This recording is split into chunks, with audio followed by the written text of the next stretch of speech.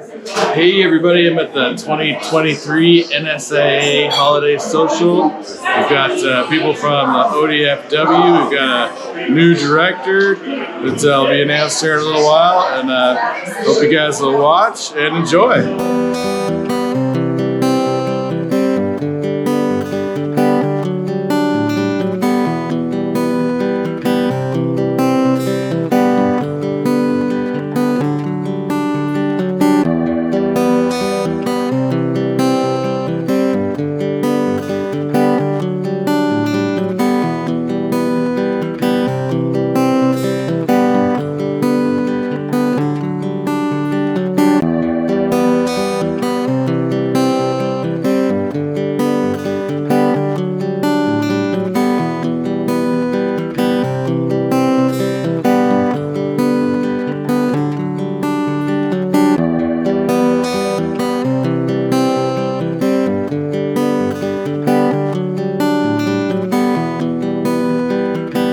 Hi, my name's Chris Vertopoulos. I own and operate Chris V's Guide Service, and I've been a fishing guide for about 30 years here in Northwest Oregon. I'm here at an event tonight for Northwest Sport Fishing Industry Association, NSIA also known as, and I've been a supporter for a lot of years now. It's a good organization that helps keep me working and helps keep anybody who's involved in the sport fishing industry or likes to fish or the conservation of fish. NSI is there for you, and that's why I'm here, and that's why I've been a supporter for all these years. Fish people are special people, and I'm really grateful to have all you here during the holiday season. Randy Woolsey came up with this idea that we should have a party here and that we should do it to honor our relationship with ODF&W. Do we agree with each other all the time? Heck no. This guy's the most stubborn person I've ever met. And that's really saying a lot, right? Crucify him! But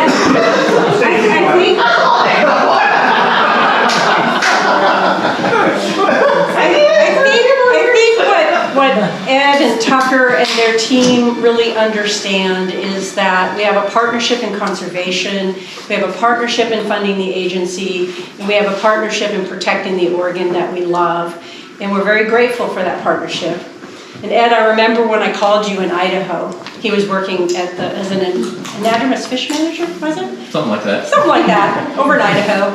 And I was like, hey, I'll call Julie and see if she wants to come too. And she was like, oh, she's so ready. Where's Julie? I think you were ready to leave. I was ready. And yeah. And we're so grateful to have you. I love seeing both of you whenever possible. I have tons of Ed stories, but I'm not going to hog the stage with Ed stories tonight because others probably will. But I wanted to read something because I think it means a lot to all of us, and maybe especially Ed, being from Idaho. A wild Chinook salmon, 700 miles from the Pacific, turns her ocean-built body into a shovel and digs in the unforgiving bone of the continent a home for her offspring that she will not live long enough to see. She lays eggs so tender, the touch of a child's fingertip would crush them. Eggs the color of the setting sun. More like a weather front than lover, the dark, fierce-typed male pauses over, raining milk down through the very land and water, through broken bits of mountain and melting banks of snow.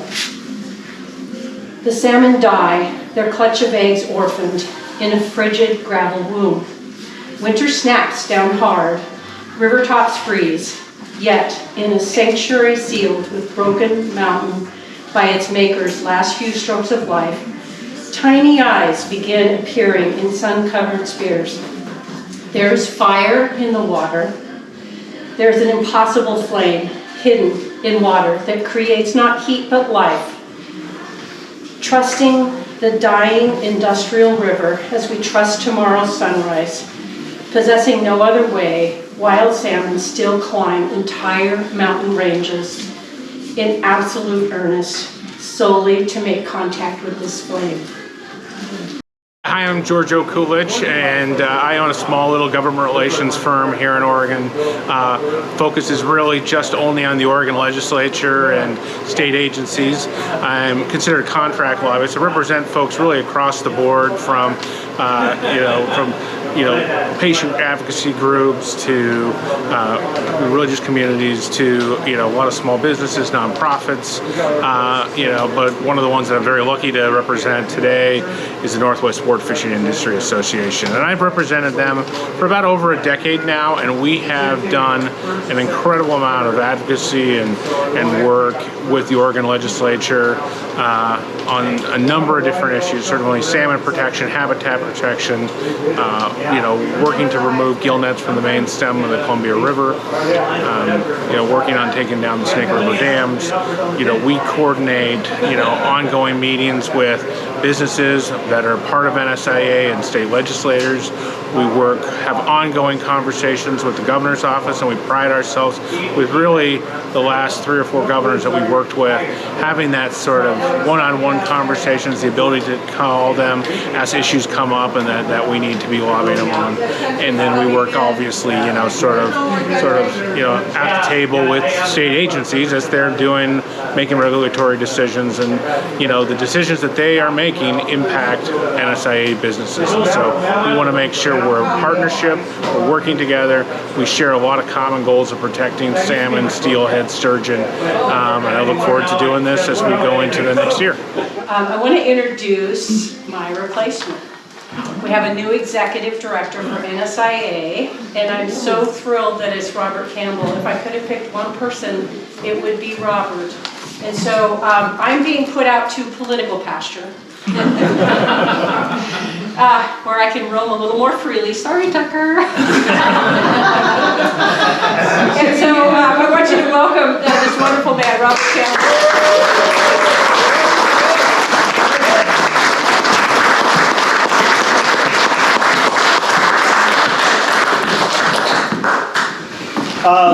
So most of you probably know me from my previous job at Fisherman's Marine Outdoor. I had a great career there for 25 years working for Dan Grogan. So thank you for that, Dan. It was a great ride, and I love you. So it's good to see you here tonight.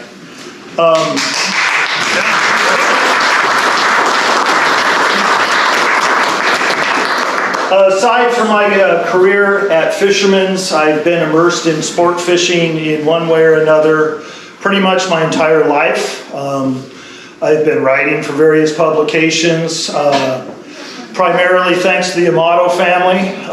Frank, thank you very much for giving a struggling writer his first chance. Well, you did everything fantastic. Well, thank you. Congratulations, couldn't have a better leader. Well, I appreciate that. Thank you, Frank.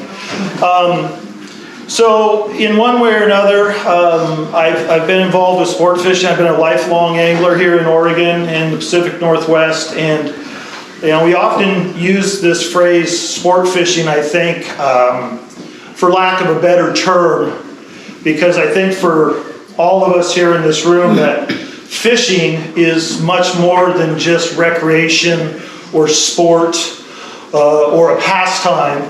It's our passion.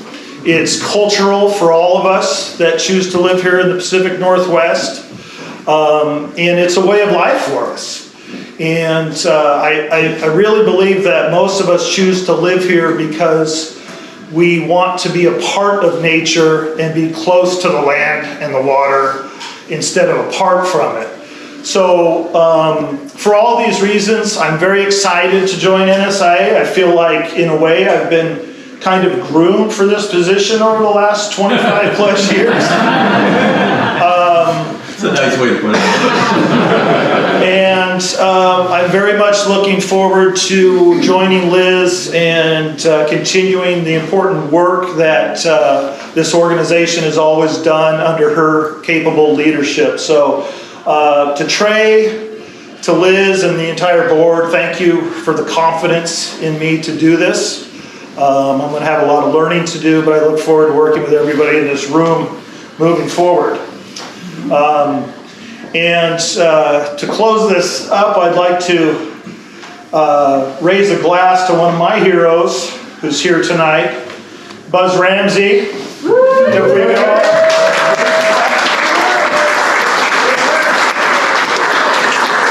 Buzz, for everything you've done for sport fishing, not just here in the Pacific Northwest, but nationwide. And that goes for everything you've done for my family over the years. So thank you. I appreciate that. And I want to say that you and I talked, and I knew that you were coming to NSIA, but we didn't talk about it. And I didn't reveal that I knew, but I did. You weren't alone in that. So thank you. And also, take the opportunity before I forget to thank my lovely wife, Catherine.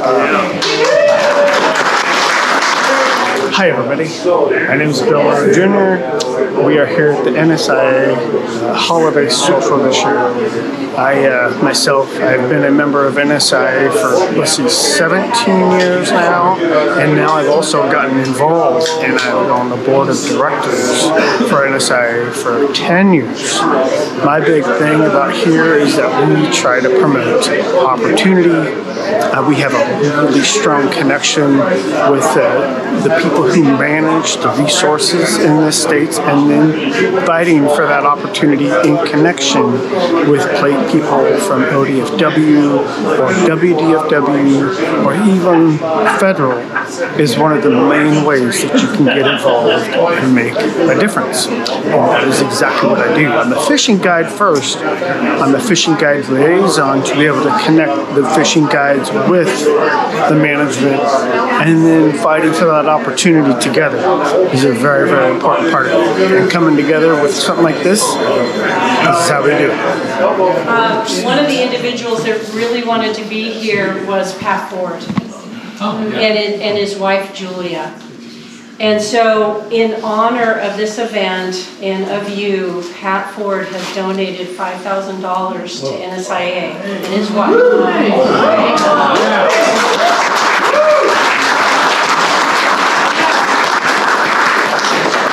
And he asked me to read this for you. He said, Julia and I are pleased to contribute to NSIA's recognition of Ed Bowles and his colleagues at the Oregon Department of Fish and Wildlife for decades of work to restore Snake River salmon and steelhead.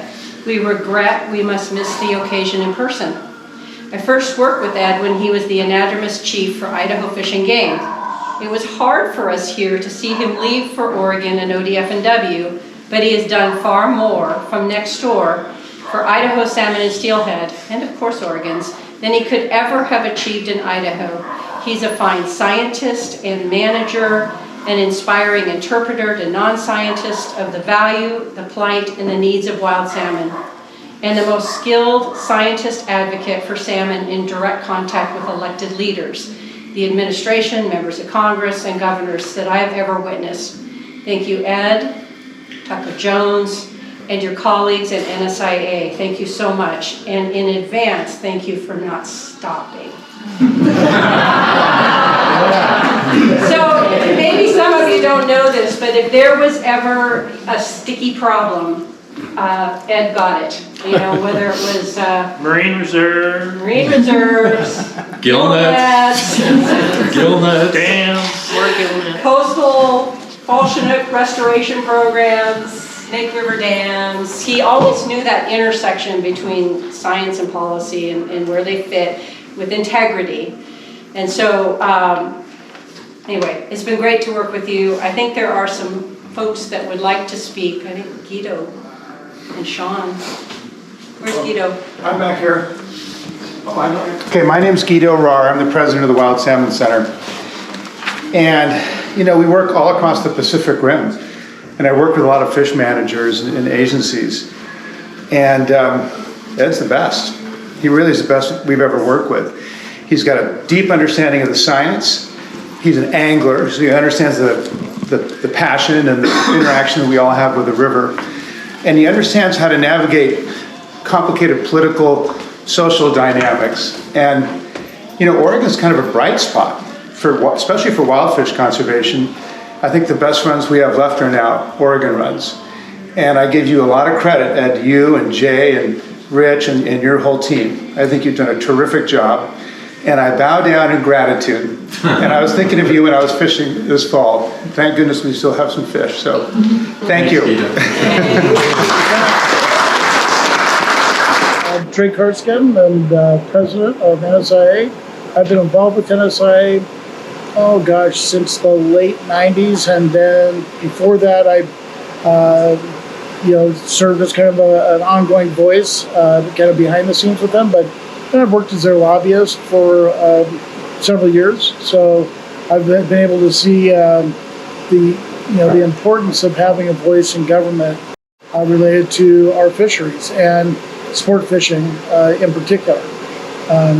When we made the decision to form NSIA originally, Buzz Ramsey came into the meeting with all these boxes filled with materials on the fishing and how it was promoted, to be kind of a typical trade organization.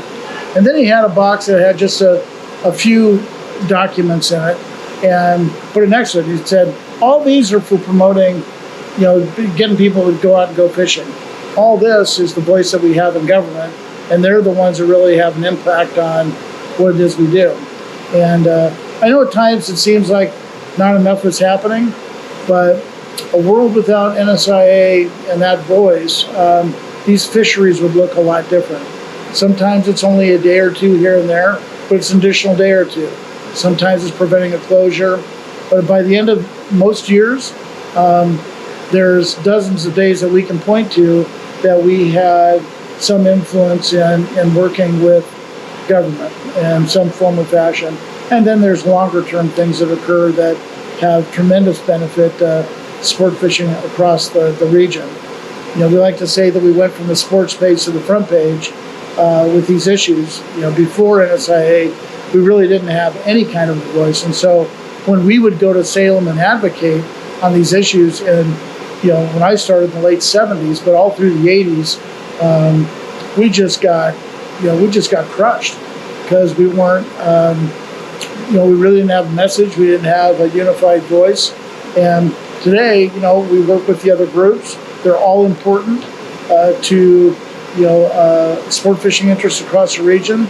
And, we've got, these are difficult issues that take time to fix. And so here we are tonight, to bring some key voices of the industry together, but also to celebrate our friends on the government side that have been so instrumental in adding those extra days here and there and in working with them for a better future for sport fishing.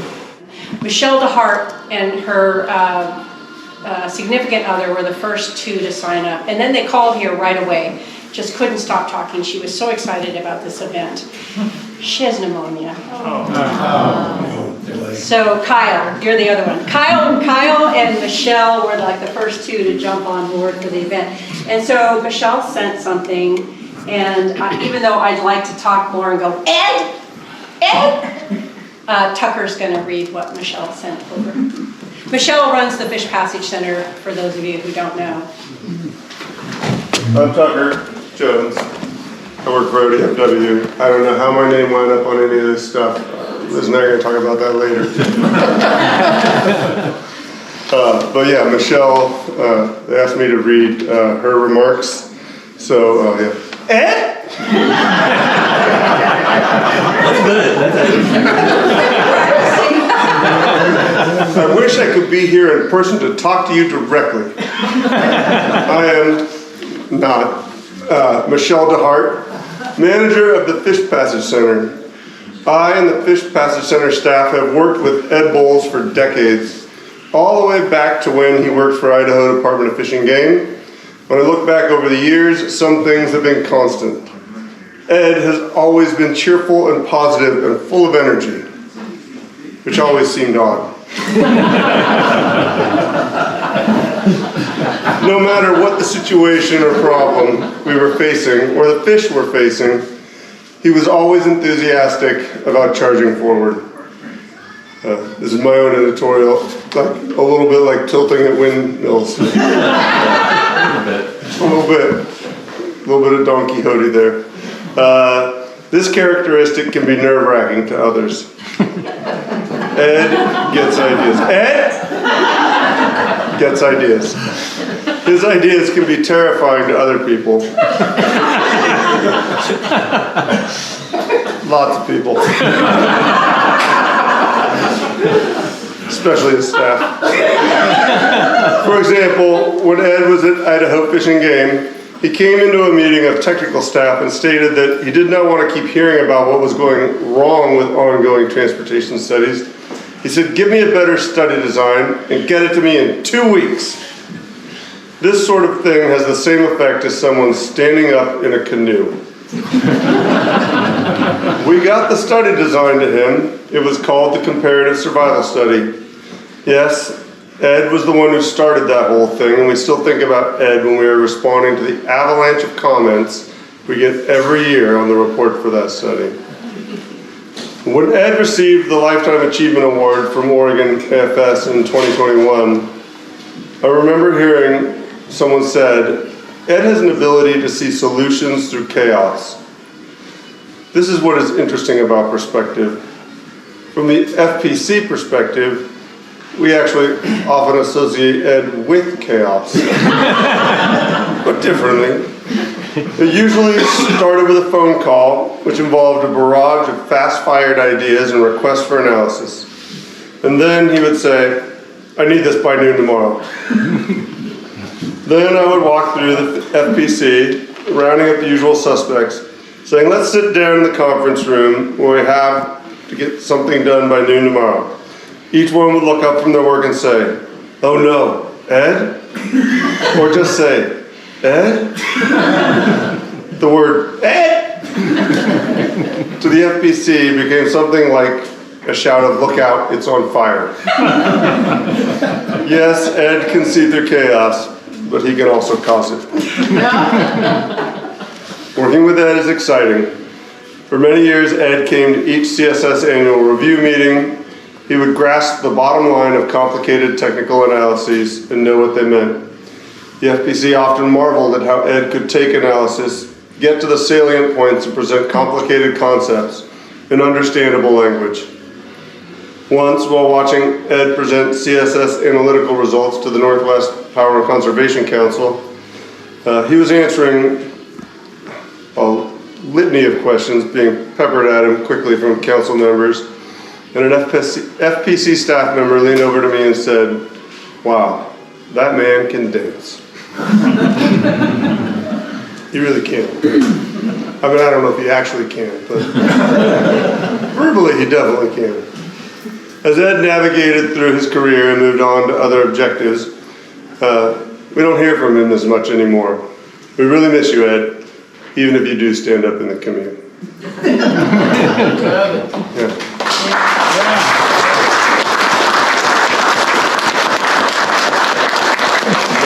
And while I have the stare, right, I would just like to say it. I mean, I think that's what it's called, right? I have the stairs. Come take them if you want them. I'd like to say I've appreciated you for a long time. You've been a real mentor to me. I feel like the time that I spent there in Fish Division while you were there, I don't want to call it a Camelot moment, but it kind of felt that way to me. You know, Ed, you probably know him. He has been great about finding people who are passionate and smart and dedicated and hardworking, and then fostering an environment where those people grow and achieve more and do more for the resource. And it's always been, I don't know, you know, we work for Fish and Wildlife, we work in the government. Government is sometimes a risk-averse environment. And Ed always challenged us to, you know, not worry about the things that were, you know, don't worry about screwing up and making a mistake. I mean, don't make the same mistake a bunch of times. That would be stupid. But, you know, hey, if you're going to try to reach for a brass ring, sometimes you're going to miss. And that's okay. But you don't achieve great things if you don't reach for those rings. And that is a lesson that I will hold with me for my, not just my career, my entire life. And I really, really appreciate that. My name is Joe Roble. My company name is Robolaz. I make a fishing net, a landing net that's tailored to bank fishing. If you're hiking up the river, it's really easy to carry with you and just always have with you. I also have the mercurial bead, which is a hard bead that you can change without cutting your line. Makes it really easy to switch colors and scents. And then this year, I have made a new version of the Oki Drifter. I want to thank Joe for coming tonight. It's a donation dinner, so he had to fork out some cash to eat and hang out with everybody. And we're all having a great time. Hopefully we'll see you at the next event. Well, thank you all. This is a remarkable tribute. I feel a little bit bushwhacked because, you know, when Liz said, hey, can we throw your name on a flyer to get a few extra people to come to the meeting? I was like, yeah, why not, you know? So this really wasn't supposed to be all about me. It's really supposed to be about all of us. It was the only way I could get him to do this. I want you guys to know how long I've been trying to do this, and he keeps like skirting away. So I had to trick him. Yeah, It's true. well, it's very much appreciated, and I just love you all. I mean, this is a family of passionate folks that are really about the fish and what the fish mean to our lives. Because it's our community, it's our passion, it's in many ways our future, and it's what defines us as Northwesterners, Oregonians. And you know, we all bow to these fish in our own unique way. Some of us as scientists, some of us as, you know, it's our industry, but it really comes back to each and every one of us have been touched by the magic of these fish and what they bring to this world as these keystone species. And it's remarkable, it's magical. And we want to make sure that those that follow us have these same iconic rivers full of fish the way we've tried to do. So we're all joined with that passion, and all of us have our unique role to play in that. I've happened to have been blessed with remarkable opportunities to work with amazing people. And NSIA, you know, when you're a bureaucrat, all the different, you know, NGOs, the non-governmental organizations, and the governmental organizations that you all have to balance and work with and try to please everybody, it can be daunting, but it's all driven by common passion, and NSIA is the leader in that. I mean, let me give you an example. So, and no hook yet, all right? So NSIA could focus just on their daily battles of allocation, gear types, you know, who's getting the last scraps of the fish to go around, because that's important and that's meaningful, because you're having to sell product and that pays the bills and that's real time. But NSIA balances that with the maturity to have the long vision of what are we really after here to grow this amazing pie bigger for all of us. And that's about fish survival. It's about working smart and effectively in government so that you can be influential. And that's NSIA. And it's just been a pleasure and a very humbling relationship to be able to work with the likes of Liz and all of your leadership over the years. So that's been great.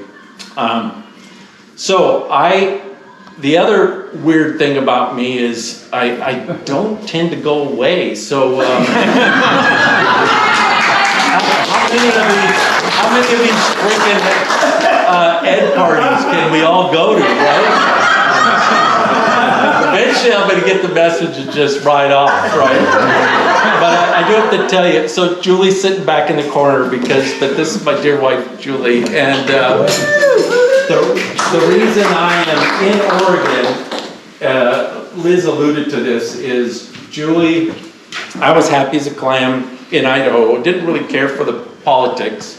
I think I'm the only state agency employee that actually had a bill written just to have them explicitly fired. So that was, but I loved Idaho. And Julie grabbed me at one point mid-career and said, "Ed, don't let me die in Idaho." And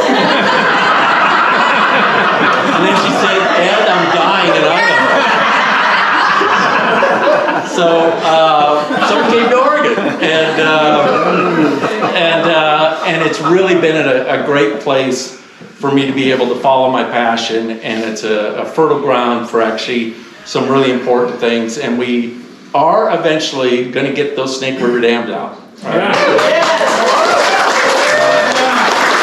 May not be totally on my watch, it's like on Jim's watch, but we're all doing our part to do what's right to restore that river.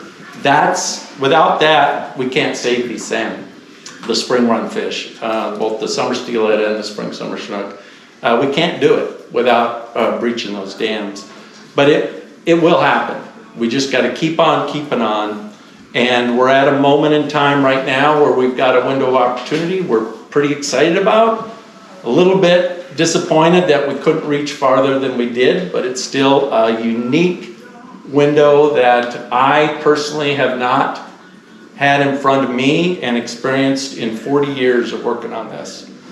So as I do eventually ride off in my dory over that towards the sunset, in knowing that the leadership is here to keep pushing on till we get this done is really important, and I have very confidence that we do have that. The agency staff is strong. They're going to continue to do the good science. The advocacy groups are coalescing with a mature and a very effective voice, and we just got to keep on, not give up, because the fish demand it, and we are their advocates. So anyway, my thanks to you all. Thanks for the wonderful tribute. I hope you're not asked to go to another damn event here in the future. We'll be there. Anyway, I love you all. Thank you. Thanks,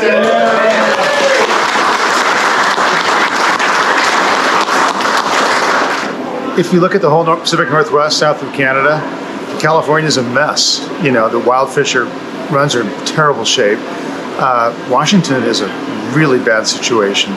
But Western Oregon in particular has kind of been a bright spot. Like, we have strong wild runs, and I give a lot of the credit to the health of these runs. I think Ed Bowles, under his leadership, has done a better job than anybody I'm aware of in the Pacific Northwest on balancing wild fish conservation and hatchery development also. And the coastal plan that Ed did, along with Sean Clemens and Rich McIntyre and Jay Nicholas, was the first time that everybody agreed we need to have a strong hatchery system and we need to have a strong system of wild runs. And let's just agree to that and that footprint, that portfolio. And they pulled that off, and it was a masterpiece. And it's providing hope, long-term hope, some of really the strongest remaining runs south of Canada. So I tip my hat, to Ed, who's the master scientist, the master strategist, a passionate angler, and he knows what it's like to be a person on the river fishing. And he also knows how to get stuff done.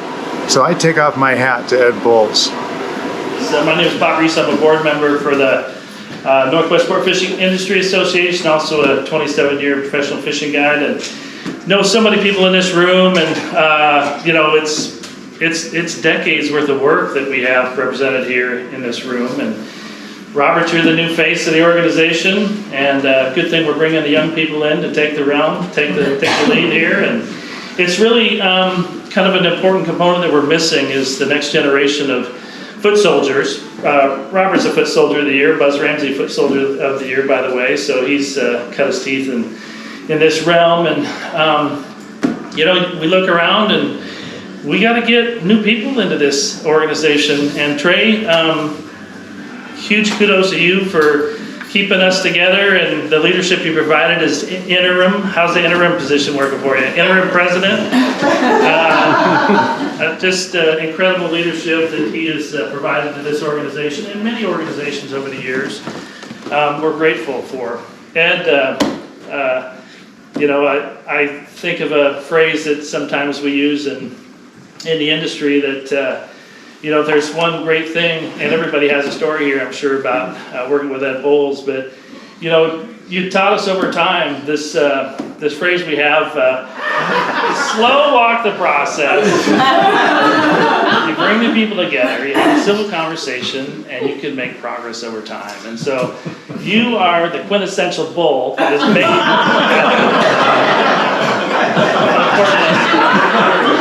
and nobody is more passionate about lamprey eel than this guy is. That's right. And they're making a comeback, so good work for whatever you did there. So. Not much. But again, we've got an organization to run here, you guys. We've got new staff here. We've got Liz, who has nearly single-handedly shouldered the burden of keeping this organization afloat for 30 years, Liz? Something like that. And probably one of the most underappreciated leaders in our community, Liz Hamilton. Let's give it up for her.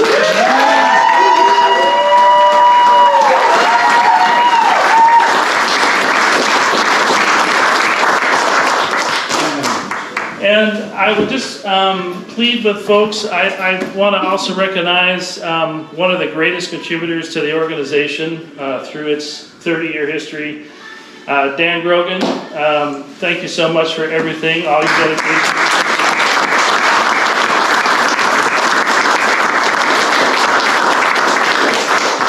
Pass the incredible torch of the Fisherman's Marine onto another legacy, and I think you've had some great words of wisdom with the new owner. And unfortunately, I think he has recovered from knee surgery or something. So we're sad that we don't get a chance to meet him face to face. But we look forward to the continued support and the leadership that you provided this organization through the decades. Thank you so much for that. And on that note, if folks feel so compelled to continue to give to the organizations, Northwest Sport Fishing Industry Association, I think we're still taking credit card donations up here at the table.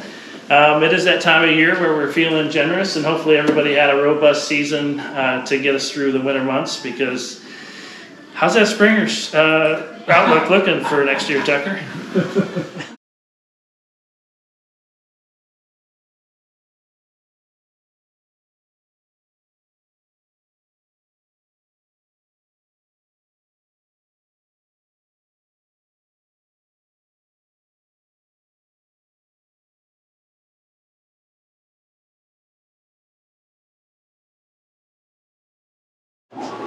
Hi there, Bob Reese with the Guides Forecast, and also a professional fishing guide at 27 years.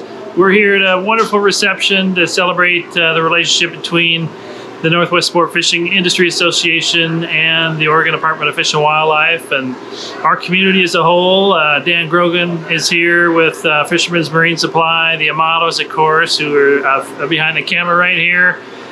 Just decades of history and reason for celebration for the good work that this organization has done over time, and the fact that we work with a lot of important partners, including the agency, to make sure that our community stays sustainable over time. So I'm happy to be here. I'm happy to represent the Northwest Sport Fishing Industry Association as their MC on occasion. A lot of great events coming up, the Buoy 10 Challenge, hopefully the Spring Fishing Challenge. We're lucky enough at NSIA to land the likes of Robert Campbell, continue the great work that Liz Hamilton's doing, and Rose is a wonderful accessory to the office. So we look forward to a wonderful continued legacy with the support of the readers and watchers of STS magazine, and hope everybody has a wonderful holiday. And I got to add, Bob always goes over and beyond for NSIA. I mean, he really does. I mean, seriously.